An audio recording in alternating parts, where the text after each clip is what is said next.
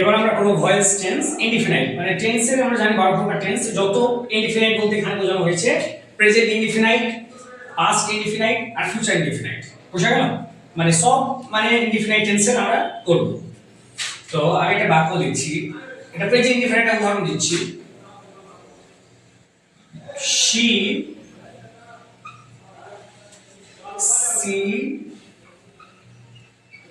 does the work.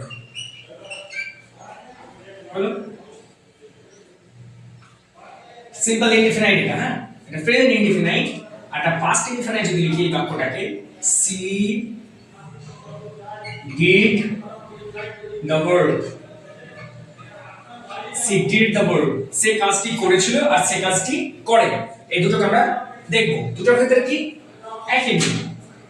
এখানে আমরা দেখব প্রথমে এটা সাবজেক্ট, হ্যাঁ সাবজেক্টটা দেখব, সাবজেক্ট আছে এখানে। তাহলে এই সাবজেক্টটাকে আমরা অবজেক্টের জায়গায় নিয়ে আসব আর অবজেক্টকে সাবজেক্টের জায়গায় নিয়ে আসব।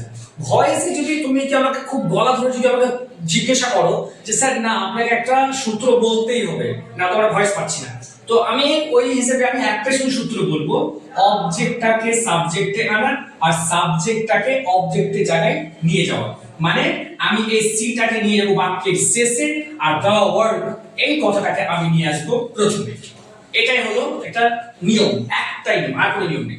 এবার আমরা দেখব তাহলে এটা কি সাবজেক্ট, এটা ভার্ব, এটা অবজেক্ট। তাহলে আমি অবজেক্টটাকে আমি সাবজেক্টের জায়গায় নিয়ে আসব। তো নিয়ে চলে এলাম, কাঁদে কাঁদে কাঁদে কাঁদে কাঁদে কাঁদে কাঁদে চলে এলাম দ্য ওয়ার্ড, দ্য ওয়ার্ড সাবজেক্টের জায়গায় চলে এলো। তাহলে এবার দেখব আমি এই বাক্যটা কোন টেন্সে আছে। কোন টেন্সে আছে? এটা আছে প্রেজেন্ট ইনডিফিনাইট, বা যাকে আমরা সিম্পল প্রেজেন্ট বলি। সিম্পল প্রেজেন্টে কি কি বসে আমরা দেখেছি। সিম্পল প্রেজেন্ট টেন্সে বসে am, is, are, এই তিনটা বসে। হলো? তাহলে দা ওয়ার্ড এর এরপর কি বসবে? am, is, are, কোনটা বসবে? is বসবে। যেহেতু এটা একটাই কাজ বোঝাচ্ছে সেহেতু এখানে is বসবে। the work is,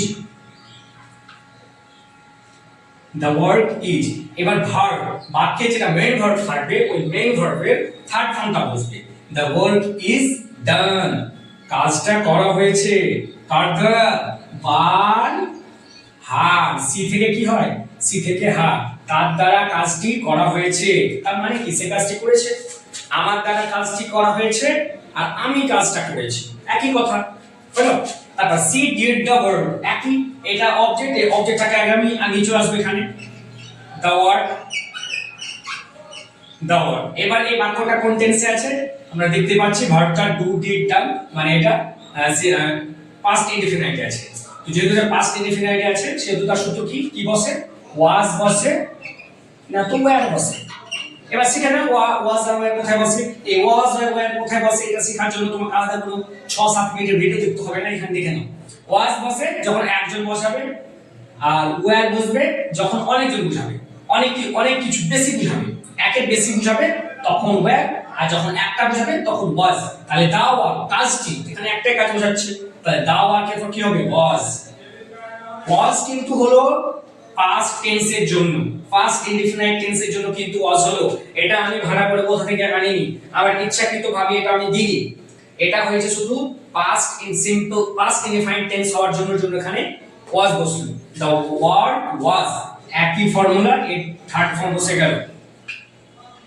The work was done by her.